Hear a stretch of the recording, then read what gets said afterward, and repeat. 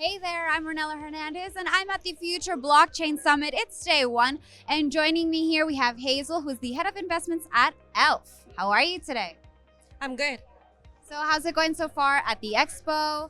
What do you expect to get out of it? I think it's really exciting because today is only the first day of the conference and we do see a really healthy turn up. And in terms of what I hope to get out of the conference, well, I hope to meet more investors, meet more projects, and to, I would say, bring ELF to more people. Yeah. All right, so tell me more about AELF and what the mission and vision behind it is. Sure.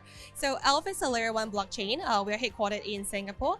So what is unique about ELF is that we're run on C# programming language. So C# is one of the most popular conventional programming languages. And why we're run on that is because at ELF, our main narrative is we want to help to onboard more enterprises, more projects, and more users from Web 2 to Web 3. Yeah. Okay. And since you're based in Singapore, how would you describe the Web3 community in Singapore? It is definitely very vibrant. I think for many years, when people think about what is the Web3 hub, especially in APAC, people think of Singapore. I think we do have very high adoption rates in Singapore, and also because we have the proximity to Southeast Asia. And as we all know, like Axie Infinity came from Southeast Asia, so we do have a lot of GameFi users and players in Southeast Asia as well. Yeah. And what do you think about the Dubai community so far? I would say it's also very active. So I was actually here in May this year visiting Dubai, Abu Dhabi, and Riyadh, and I think overall Middle East, especially Dubai, is very well positioned to be the crypto hub as well. Especially, they're one of the front runners in terms of crypto regulations. They provide a lot of clarity to enterprises and projects that want to build and be present in this area.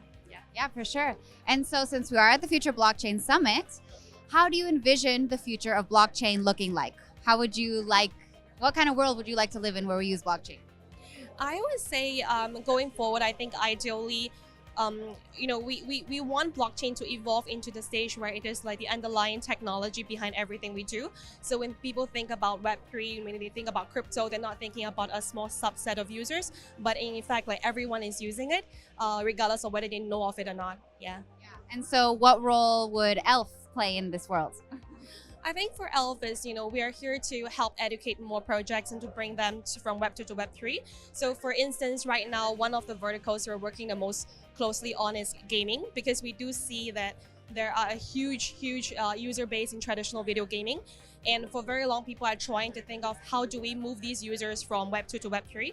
So one thing that we notice is that the biggest hurdle to these traditional players is the onboarding is pretty difficult. Like when people think about MetaMask, when they think about seed phrases, it is something that gamers don't want to interact with, right? Because does anybody really want to remember all this stuff?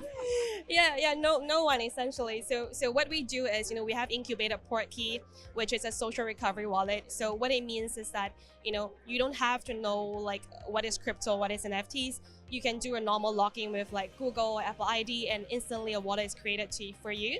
And we can integrate this very easily with traditional Web 2 games. And then once we have these users have a wallet, the game developers can airdrop, like certain NFTs and all to these wallet address to slowly help with the conversion. Are you a gamer yourself, or you just invest in them? Both. So I grew up playing video games. Yeah. So what do you think of the Web3 based games that are out there now?